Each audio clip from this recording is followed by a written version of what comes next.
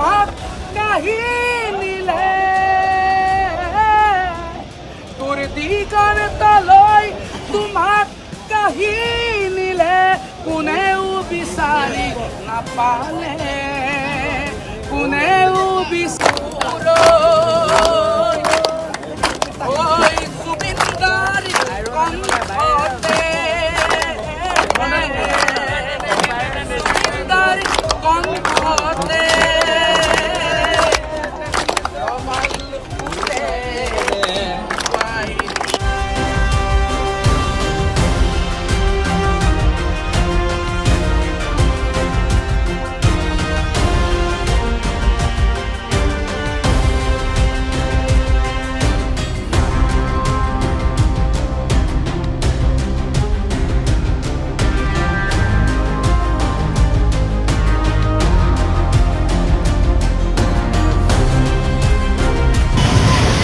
আমিও যেনেকৈ জুবিনদাখনে সকলোৱে আমিও কিছুমানৰ পৰিচালনাত পৰি গৈছোঁ সকলো ৰাইজে আছিলে আমি এজন দুজন ব্যক্তি নাই নহয় থাকোঁতেতো তাত 10-12 হাজাৰ মানুহ আছিলে আপোনাক নেতৃত্ব হৈছিলে মই কি নেতৃত্ব কৰিম মই এজন শিল্পী মানুহ শিল্পতাৰ ক্ষেত্ৰতহে গৈছিলোঁ কোনো তাত নেতৃত্ব নামটো বিশ্বজিৎ বৰা ঘৰ মোৰ ঢেকৰ গঢ়া উত্তেজিত আমি নাকা আমাক উত্তেজিত কৰিছিলোঁ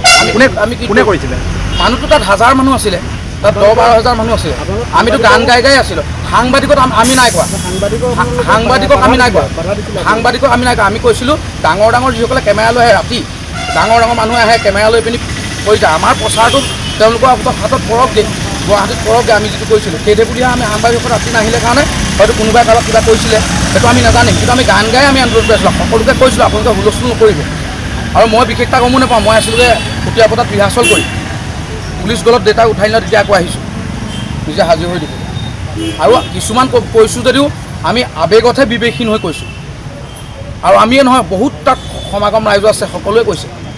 যিকোনো খবৰৰ বাবে যোগাযোগ কৰক 7099017330 লগতে 7099017110 নম্বৰত